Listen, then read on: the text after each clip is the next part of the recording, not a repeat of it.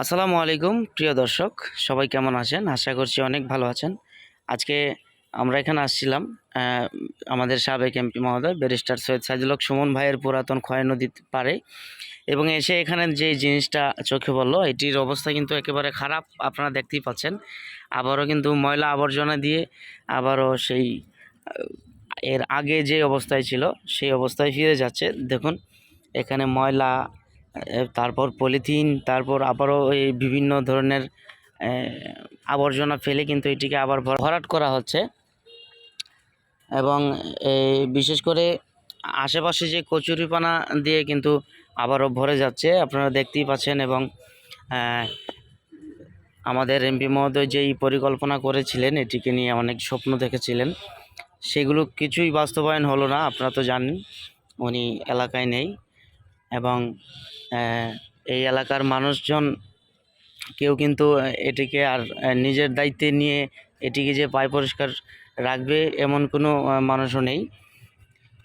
সবাই চায় যে কোনো কিছু সরকারিভাবে খাওয়ার চেষ্টায় থাকে। তো আপনারা দেখেন, এটি হচ্ছে মুক্তিযোদ্ধা ভবন, এবং ভবনটির পাশ দিয়ে কিন্তু আবারও দেখতে পাচ্ছেন কচুরিপানা দিয়ে ভরে যাচ্ছে। এবং এখানে অনেক মানুষই কিন্তু বিকেলবেলা হলে মাছ ধরে। তো আমাদের এমপি মহোদয় থাকলে কিন্তু এমনটা আর হতো না, এইভাবে আবার এই ময়লা দিয়ে এটি ভরতো না।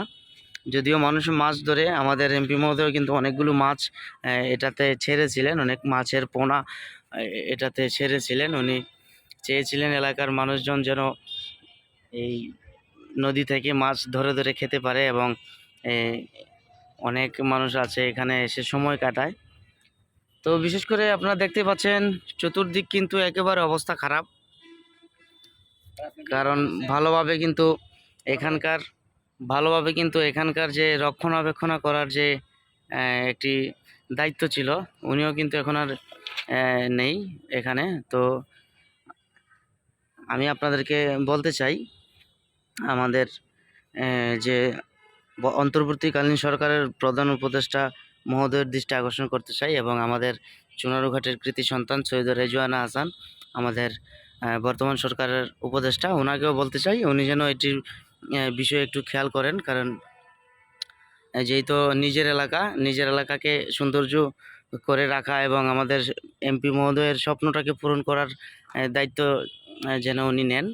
এটিকে আবার যেন পরিষ্কার পরিচ্ছন্ন করে, এটার দুই পাশে সুমন ভাই যেভাবে স্বপ্ন দেখেছিলেন ওয়াকওয়ে হবে, এবং এই মধ্যখানে একটি রেস্টুরেন্ট হবে। মধ্যখানে রেস্টুরেন্ট হয় বা না হয়, দুপাশে পরিষ্কার করে যেন উনি রাখেন। আর দেশ যখন আবার নতুন করে সরকার গঠন করবে, তখন অবশ্যই সরকার যেন এটিকে নিয়ে ভালো একটি পদক্ষেপ নেয়। এবং সবাই কমেন্ট বক্সে মতামতটুকু লিখে যাবেন। আসলে ভিডিওটি কেমন লাগলো অবশ্যই কমেন্ট বক্সে লিখে যাবেন, এবং আমাদের ইএলসিতে নিউজ ভিডিওর পাশে থাকবেন। এরকম আরও ভিডিও পেতে চ্যানেলটি সাবস্ক্রাইব করে বেল আইকনটি বাজিয়ে রাখবেন। ভালো থাকবেন, সুস্থ থাকবেন, দেখা হবে পরবর্তী কোনো ভিডিওতে।